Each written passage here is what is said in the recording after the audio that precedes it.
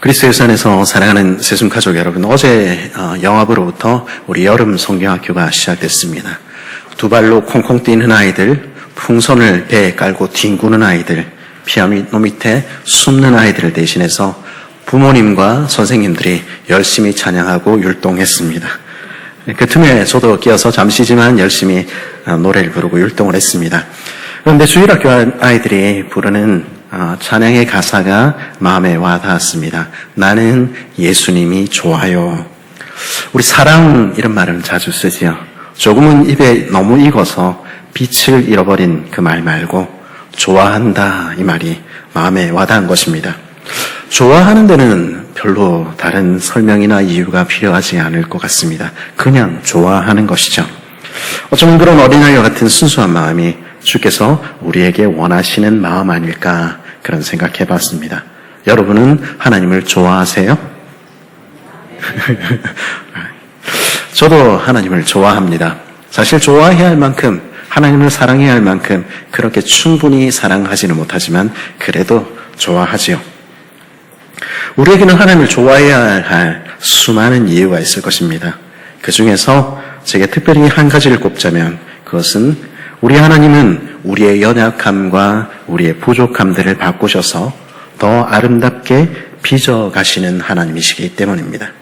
우리가 실패하고 우리가 못나도 하나님은 그것들을 바꾸어서 선한 것으로 바꾸어 가시는 것이죠. 오늘 본문에서 우리는 시리아 안디옥에서 바울의 2차 선교 여행이 시작되는 장면을 만나게 됩니다. 사실 이 시리아 안디옥은 바울과 바나바가 1차 선교 여행을 출발했던 바로 그 교회입니다. 최초의 이방인 교회였던 안디옥 교회는 바나바와 바울의 사역에 힘입어 든든히 서가고 있었습니다.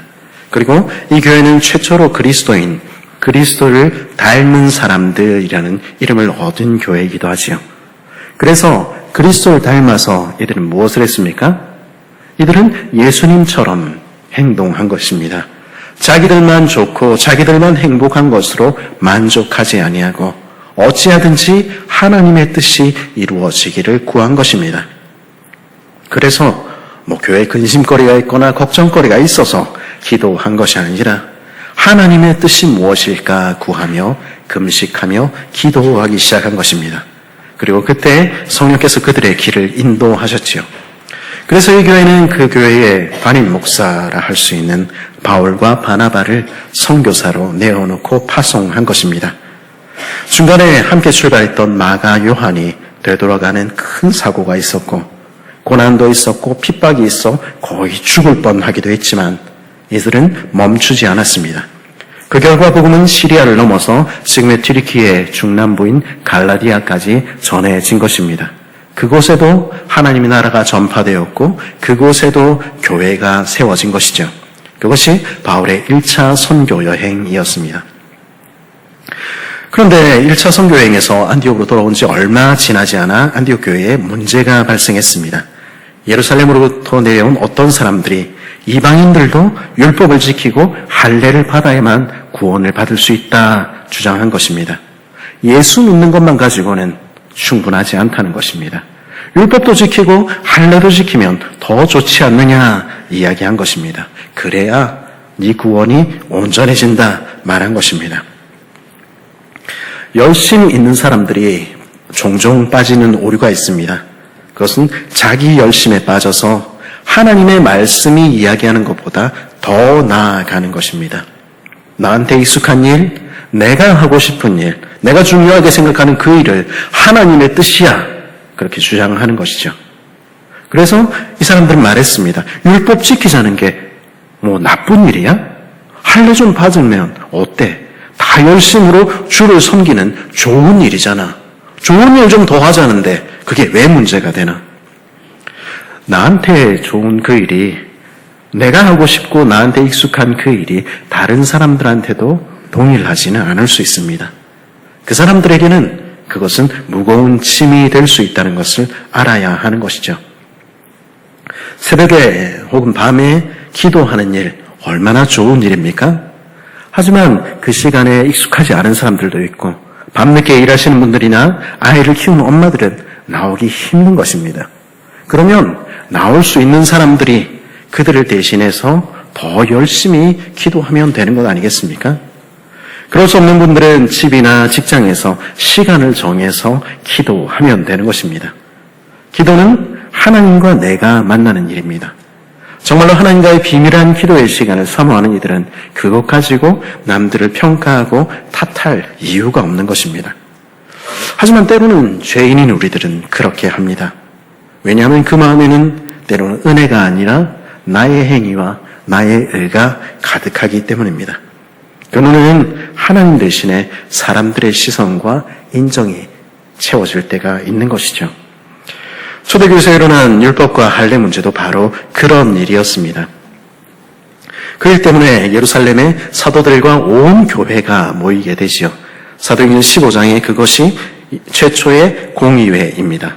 그리고 거기 모인 사람들은 하나님의 말씀이 정말로 무엇이라 이야기하는가 물었고요. 그리고 성령께서 어떻게 우리를 인도하시는가 그것을 구했습니다. 그 결과 그는 하나님 앞에서 이렇게 결론 내렸습니다. 우리도 지지 못하는 짐을 연약한 이들에게 지우는 것은 마땅하지 않습니다. 우리는 누구나 그리스도의 피로 씻김을 받고 성령으로 인치심을 받아 구원을 받았습니다. 하나님께서 지우시지 않은 짐을 다른 사람들에게 이것 해야 된다 그렇게 지우는 것은 마땅하지 않습니다. 그리고 그 최초의 공의회의 명령은 오늘날에도 아마 그대로 적용되는 명령일 것입니다. 이 사람 이방 교회를 괴롭히던 문제가 예루살렘 사도들의 편지와 유다와 신라의 방문으로 일단락되자 안디옥 교회는 한숨을 돌리게 됐습니다. 그러자 바울의 관심은 다시 자기가 세웠던 교회들에게로, 자기 교구 식구들에게로 향하게 됐습니다. 그래서 오늘 본문에 보니까 바울은 바나바를 향해서 이렇게 말합니다. 우리가 주의 말씀을 전한 각 성으로 다시 가서 형제들이 어떠한가 방문하자. 이제 교구 우리 식구들에게 그들이 어떻게 지내는가 그 사역에 중점을 두자 한 것이죠. 말씀을 전하고 그들을 다시 방문해서 그들이 말씀대로 살고 있는지 우리 살펴보자 그렇게 이야기한 것이죠. 우리가 주일 오전에 또 오후 예배 때 이렇게 말씀을 듣습니다마는 말씀을 한 번 전하고 한 번 듣는 것으로 우리 충분하지 않을지 모르겠습니다. 말씀을 정말로 잘 이해하는지 다시 살피고 말씀대로 살도록 격려하는 일이, 서로 권면하는 일이 꼭 필요한 것입니다. 청년부든 주일학교든 아니면 어른들이든 그것은 관계가 없습니다. 그래서 순과 같은 소그룹 모임이나 소그룹 성경 공부가 꼭 필요한 것입니다. 거기서 내가 깨달은 말씀을 나누고 내가 적용하고 실천한 것들 혹은 내가 실패한 것들 서로 나누는 일이 반드시 필요한 것입니다. 그런 나눔 속에서 성도들은 자라가게 되어 있는 것입니다. 그래서 우리가 따르는 신앙 고백서와 헌법은 우리의 믿음의 선배들은 우리에게 어떻게 가르칩니까? 목사와 장로의 가장 중요한 사역이 무엇이라고 가르칩니까? 그것은 교인들을 다스리고 행정적인 일들을 하고 그것에 앞서서 말씀을 깨닫고 있는지 성도들이 말씀대로 살고 있는지 찾아가 살피는 일이다. 그게 제일 중요하다. 그렇게 규정하고 있는 것입니다. 그걸 전문 용어로 뭐라고 그럽니까? 신방 이렇게 이야기하죠. 혹시 들어보셨죠? 신방은요 그냥 같이 밥 한 끼 먹는 게 아닙니다. 물론 밥 먹는 것도 중요한 일입니다만은 그러나 더 중요한 것은 말씀을 듣는 성도들이 말씀과 씨름하며 어떻게 사는지 그리고 어떤 기도 제목들을 가지고 있는지 나누고 살피는 일이지요. 바울은 그 사실을 잘 알았습니다. 그리고 바울은 그 신방 사역을 아주 중요하게 생각했습니다. 그래서 우리 바울의 3차 선교 여행 이렇게 생각합니다만은 그래서 우리는 새로운 곳을 개척했다 이렇게만 생각합니다만은 사실 새로운 곳 개척한 것이 바울의 가장 큰 사역의 중심은 아니었습니다. 그는 매번 그가 세웠던 교회들을 다시 방문하여 신방했던 것이죠. 예. 이 지도는 잘 보이십니까? 이 지도는 바울의 선교여행을 지하철 노선도로 표현한 것인데요. 빨간색 1호선이 1차 선교여행, 파란색 2호선이 2차 선교여행, 초록색이 3차 선교여행입니다. 그리고 노란색이 바울의 로마 여행이죠. 근데 우리 계속 겹치는 거 볼 수 있습니다. 갈라디아 지방 보니까 1호선, 2호선, 3호선 다 지나가는 거 볼 수 있죠. 그리고 마게도니아, 아가야 지방 2호선, 3호선 지나가는 것 볼 수 있습니다. 아시아 역시 마찬가지로 2호선, 3호선 2번, 3번 그들 방문했던 것입니다. 바울은요, 말하자면 매번 순신방을 한 것입니다. 다만 차이가 있다면 바울의 교구는 엄청 스케일이 컸다는 것이죠. 그는 지중해 전체가 자기 교구였던 것입니다. 이 큰 스케일에 감동을 받은 감리교의 창시자이자 잉글랜드 부흥운동에서 제일 앞장섰던 요한 웨슬레는 세계가 나의 교구 이런 말을 남기기도 했었죠. 어쨌거나 바울은 그렇게 신방을 중요하게 생각했습니다. 우리가 주의 말씀을 전한 각 성으로 다시 가서 형제들이 어떻게 사는가 한번 방문하자. 바울의 이 말에 바나바도 그거 참 좋은 생각이라고 맞장구를 쳤습니다.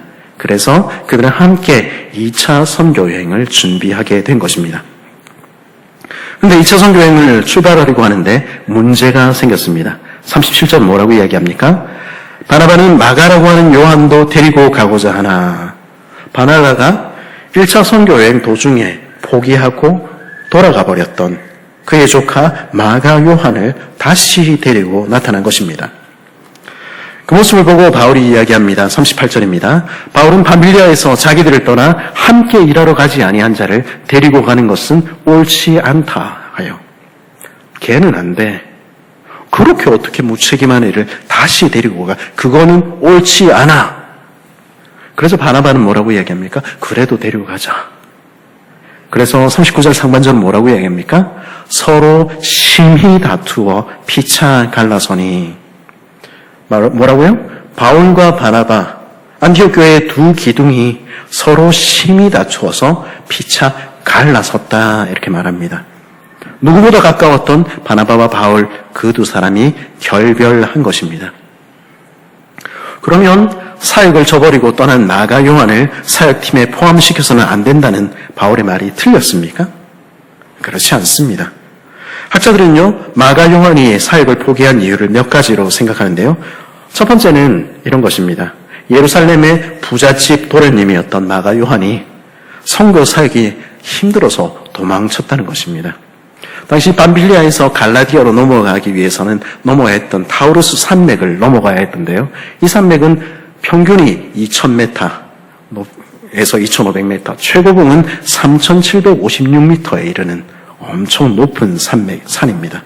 그 험한 계곡과 가파른 협곡, 고산병과 탈진, 그리고 거기 곳곳에 숨어 있었던 강도들의 위험과 험한 날씨, 그거 감당하지 못해서 마가 요한이 도망갔다는 것이죠.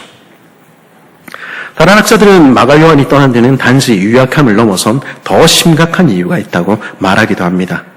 선교팀의 리더십이 자기 삼촌인 바나바에게서 바울로 넘어간 데 대해서 불만을 품었다는 것이죠. 실제로 1차 선교여행의 기록을 보면요, 안디옥에서 출발할 때는 바나바의 이름이 먼저 등장합니다. 바나바와 바울이 출발했다. 근데요, 선교여행이 진행되면서 리더십이 바울로 옮겨가는 것입니다. 밤빌리아에 오면 성경은 바울과 바나바가 이렇게 이야기를 하기 시작하는 것입니다. 그것 보면서 젊은 마가 요한은 어떻게 생각했을까요? 우리 삼촌인 바나바는 그거 참을 수 있는지 모르지만은 나는 못 참겠다. 우리 집안이 어떻게 뼈대 있는 집안인데, 그렇죠?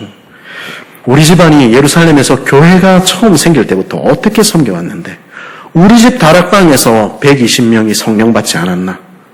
우리 삼촌 바나바 전 재산 팔아서 베드로 앞에 바친 온 교회가 칭송하는 그런 사람 아닌가? 그런데 그 삼촌이 안디옥으로 선교하고 떠나고 이제는 복음이 전해지지 않은 땅으로 선교하라고 하니까 얼마나 존경스럽나. 그 삼촌한테 내 배우려고 선교팀에 합류했는데 웬 듣도 보도 못한 바울이, 아니 교회를 핍박하던 그런 바울이 리더라니, 나는 그 꼴 못 본다. 나 집에 갈란다. 그래서 마가 요한은 집에 갔다.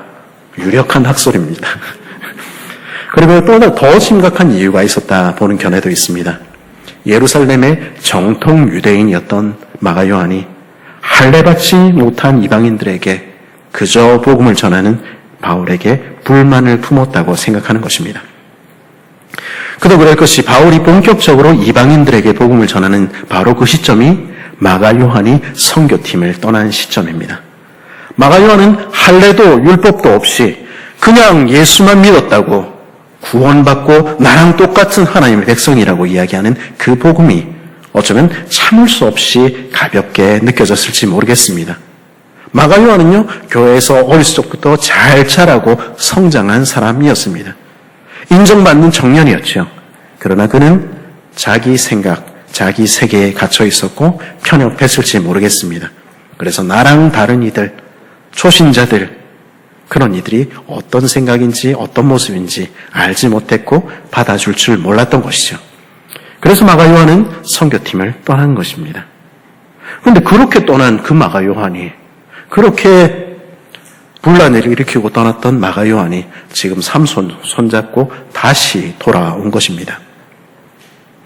그러니까 바울은 안 돼, 옳지 않다 이야기한 것이죠. 바울은요, 종종 오해를 받는 사람입니다. 좋은 게 좋다고 그냥 사람이 좀 받아주면 되지 꼭 그렇게 깐깐하게 따지고, 이거 바울이 바리새인이나 그런 율법주의자들하고 다른 게 뭐야? 혹 그렇게 여길지 모르겠습니다. 하지만 그건 어디까지나 오해입니다. 바울이 성격이 깐깐해서 자기 성격 때문에 마가 요한 받아들이지 못한 것이 아닙니다. 사실 바울 괜찮은 사람입니다. 너무 미워하지 마셨으면 좋겠습니다. 사실 바울은요, 웬만한 거친 음식도, 불편한 잠자리도, 고난과 핍박도, 심지어 자기에 대한 모욕까지도 다 견딘 사람입니다. 근데요, 이 바울이 참을 수 없는 한 가지가 있었습니다. 그것은 복음의 진리에 관한 문제였습니다. 다른 모든 일은 참아도 바울은 복음의 진리에 대한 일만은 참을 수 없었던 것입니다. 그래서 갈라디아서 2장에 보면 안디옥에서 바울은 자기 멘토였던 베드로에게까지 대들지 않습니까? 당신은 복음에 똑바로 행하지 않습니다. 당신의 모습을 보고 다른 어린 신자들이 시험에 든다면 그 죄를 어떻게 감당하려고 그럽니까? 바울은 복음의 진리 그리고 연약한 이방 성도를 향한 사랑 때문에 그렇게 분노해서 베드로에게까지 삿대질하고 부르짖었던 것입니다. 그런 바울이었기에 지금 이 마가 요한은 받아들일 수 없는 것입니다. 이유야 어쨌든 그는 하나님 나라보다 자기 감정 앞세워서 떠나버린 사람 아닌가? 이방인들에게 복음이 전해지는데 방해되는 그런 요소 제거하는 게 옳은 일 아닌가? 하나님의 일이 우선이라는 바울의 말이 틀렸습니까? 그렇지 않습니다. 그러면 바나바가 틀렸습니까? 우리 지난 2월에도 우리 말씀을 통해서 나눴습니다만 세상에 바나바 같은 사람 없습니다. 성경이요, 대놓고 이 사람 뭐라고 그럽니까? 착한 사람, 하나님이 공인하는 착한 사람, 그 사람이 바나바입니다. 권면하고 위로하는 사람. 그는요, 그리스도를 닮은 사람이었고 그 주변 사람들을 그리스도를 닮게 만드는 사람이었습니다. 그래서 최초의 이방인 교회 안디옥 교회는 그의 가르침 아래서 그리스도인, 그리스도를 닮은 사람들이 되어간 것 아닙니까? 그런 사람이 바나바입니다. 그리고 이 바나바는 바울을 품어주고 세워준 사람이기도 했습니다. 바울은요, 인기가 없었습니다. 교회를 핍박하던 바울 모두가 두려워하고 경계했지요. 그래서 회심하고 돌아왔지만 예루살렘 교회 어느 누구도 이 사람을 반겨하지 않았습니다. 걔는 안 돼. 그 말을 어떻게 믿어? 그런 사람은 교회에 해만 끼칠 거야. 모두가 그렇게 말할 때 바나바만은 그렇게 말하지 않았습니다. 홀로 바울을 찾아가 만나 그의 이야기에 귀를 기울여주고 그가 어떻게 하나님을 만났는지, 그가 어떻게 주를 위해서 자신의 삶을 드리기로 헌신했는지 듣고 바울을 대신해서 모든 사람에게 이 사람 참 괜찮은 사람이다 이야기해주며 그를 변호했던 사람이 바로 바나바입니다. 그러니 바울이 세상에서 딱 한 명, 가장 존경하고 신뢰하고 딱 한 명 꼽으라면 그 사람이 바로 바나바인 것이죠. 그리고 그 바나바가 지난날 바울을 위해서 변호해 주었던 그 바나바가 이제 죄를 지었다가 돌아온 마가 요한을 위해서 바울 앞에서 변호하는 것입니다. 얘도 자기 잘못 안다. 그게 얼마나 큰 잘못이었는지 안다. 자기도 이렇게 얼마나 쭈뼛거리면서 안디옥으로 내려오기까지 얼마나 힘들었겠나. 용서해주자. 받아주자. 하나님이 너를 바꾸셨듯이 이 아이를 바꾸시고 너를 통해 일하셨듯이 이 아이를 통해서 일하실지 어떻게 아냐. 대신하여 간청하는 것입니다. 이런 바나바가 틀렸습니까? 그가 원칙을 배제하고 온정주의를 주장하는 것입니까? 그렇지 않은 것입니다. 바울과 바나바 그들은 서로 달랐지만 둘 다 옳았습니다. 어쩌면 그랬기 때문에 결코 의견을 좁힐 수 없었을지 모르겠습니다. 그래서 둘은 결별하기에 이른 것이죠. 그래서 오늘 본문에 보니까 바나바는 떠나가는 것입니다. 39절 하반절에서 41절에 이렇게 말합니다. 바나바는 마가를 데리고 배 타고 구브로로 가고 바울은 실라를 택한 후에 형제들에게 주의 은혜에 부탁함을 받고 떠나 수리아와 길리기아로 다니며 교회들을 견고하게 하니라. 39절에서 바나바가 떠나는 장면은 40절과 41절에 바울이 떠나는 장면과 사뭇 대조적입니다. 바울이 떠나는 장면을 먼저 살펴보십시오. 1차 선교여행 때 그랬듯이 온 안디옥 교회가 바울의 선교여행을 위해서 함께 모여서 주의 은혜에 부탁하며 기도하며 사랑의 환송 가운데 그를 떠나보내는 것입니다. 그런데요, 39절 바나바가 떠나는 장면에는 아무 기록이 없습니다. 그는 다만 마가 요한을 데리고 배 타고 떠났다. 그게 기록의 전부입니다. 어쩌면 마가 요한에 대해서 안디옥 교회 전체가 못마땅하게 여기고 있었을지 모르겠습니다. 그래서 그들이 떠나는 부두에는 별로 그렇게 전송하는 인파가 없었을지 모르겠습니다.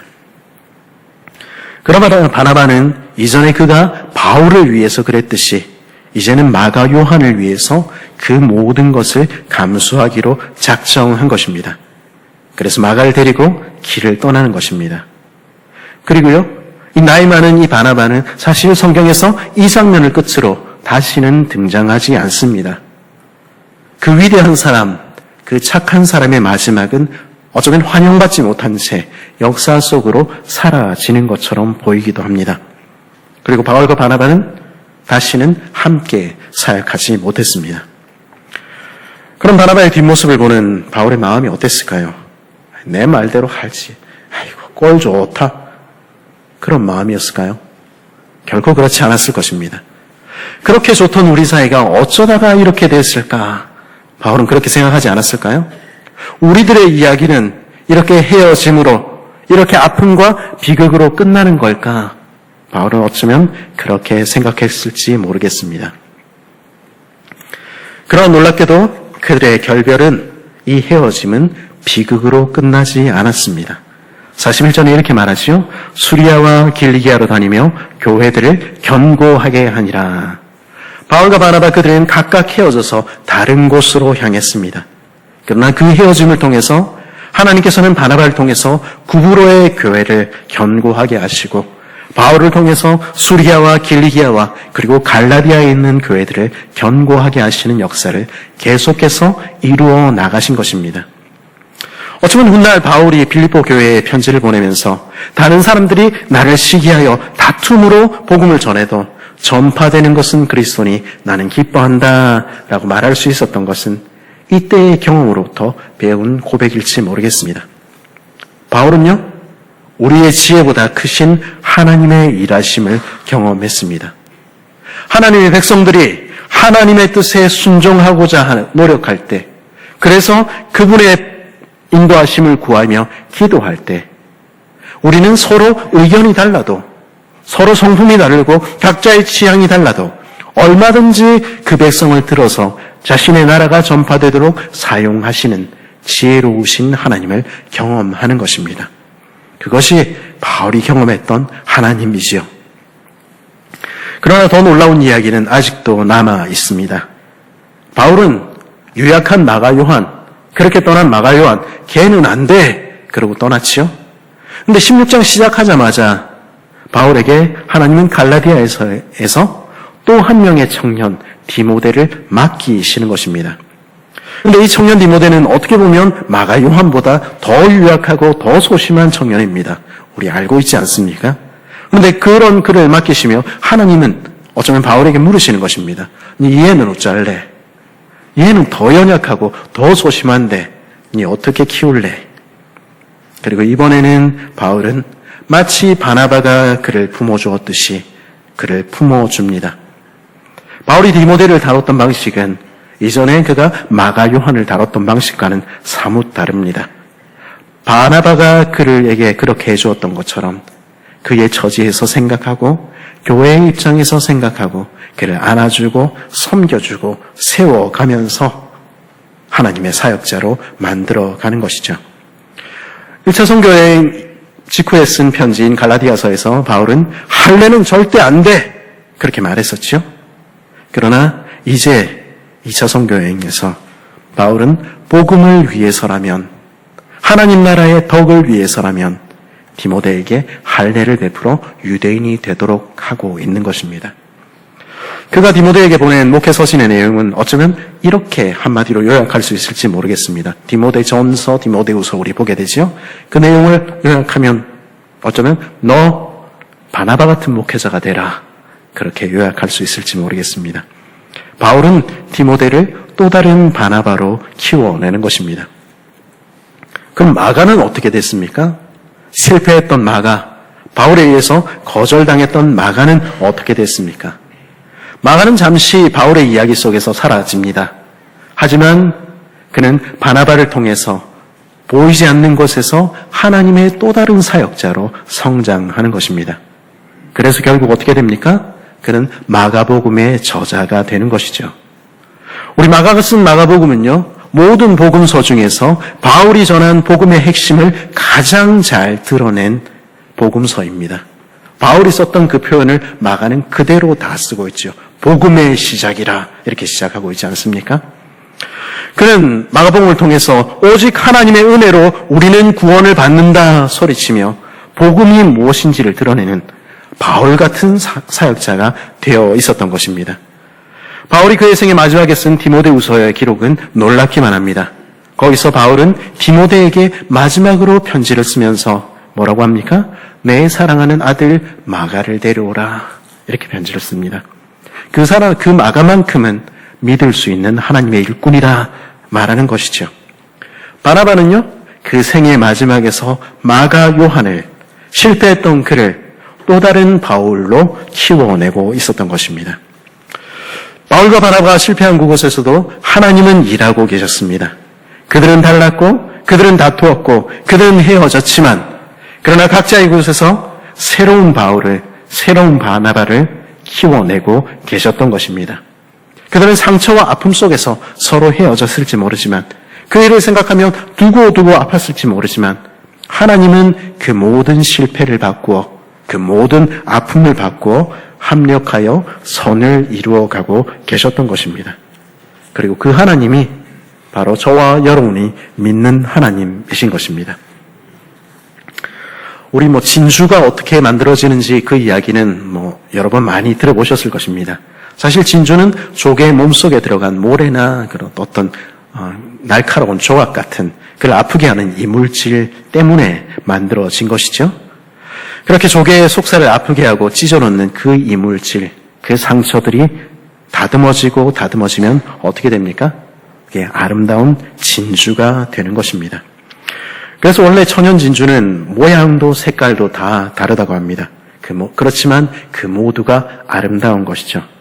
사실 저는 동그랗게 자란 양식 진주밖에 본 적이 없어가지고 그 이야기를 듣고도 별로 감동이 없었는데 이번에 설교 준비를 하면서 천연 진주가 어떤가 제가 또 찾아봤습니다. 그러고는 정말로 하나님이 그렇구나 하는 생각하게 됐습니다. 모양도 색깔도 다 다르지요. 그런데 다 진주입니다. 그리고 정말 아름다운 것이죠. 기억하십시오. 우리가 실패해도, 우리가 연약해도, 그래서 우리가 스스로에 대해서 실망하는 순간이 와도 그것이 끝이 아닙니다. 그 아픔과 그 상처, 우리들의 실패마저도 바꾸셔서 우리를 자라게 하시는 하나님, 빛나는 보석과 같이 빚어가시는 최고의 예술가이신 하나님, 그 하나님의 손에 부족하고 연약한 저와 여러분이 붙들려 있는 것입니다. 그 하나님의 손에 우리 창원 세순교회 공동체가 붙들려 있는 것입니다. 그분이 빚어 가시는 것입니다. 합력하여 선을 이루어 가시는 하나님, 그 하나님께 우리의 소망이 있는 것이죠. 그리스도예수 안에 사랑하는 세순가족 여러분, 교회는 언제나 행복하고 언제나 마음이 잘 맞고 무슨 안건만 나오면 만장일치고 그런 곳입니까? 그렇지 않습니다. 이 땅에 그런 교회는 없습니다. 서로 생각이 다르고 마음이 다르고 모든 것이 다른 그런 것이 한 교회로 부름받은 우리입니다.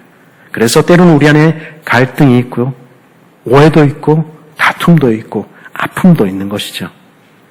그러나 우리가 하나님의 말씀에 귀를 기울이는 한, 그리고 우리가 하나님의 뜻에 순복하려고 발버둥치는 신실한 주의 종들인 이상 우리의 다름은 크게 문제가 되지 않습니다. 왜냐하면 하나님은 그 실패와 아픔마저도 바꾸어 선을 이루시는 하나님이시기 때문입니다. 그렇다면 저 사람이 나한테 어떻게 했나? 우리 그러고 있지 말고 서로를 향해서 손 내밀고 나보다 더 연약한 지체들, 더 작은 지체들을 품어줄 수는 없을까요? 그럴 때 우리는 주님의 손 안에서 함께 하나가 되어가는 것입니다. 우리를 넘어서 일하시는 하나님, 우리보다 크신 하나님을 의뢰할 수 있기를 바랍니다. 그 하나님의 놀라운 일하심 속에서, 그 놀라운 지휘 속에서 우리의 서로 다른 목소리들은, 우리의 서로 다른 섬김과 서로 다른 모습들은 하나의 멋진 하모니로 거듭날 것입니다. 그렇게 서로 다른 이들로 구성된 오케스트라를, 그런 합창단을 성경은 교회라고 부르는 것입니다. 우리 창원 세순교회가 그런 멋진 합창단, 멋진 오케스트라 되기를, 그래서 우리가 부르는 노래소리가 정말로 아름답기를 간절히 바랍니다.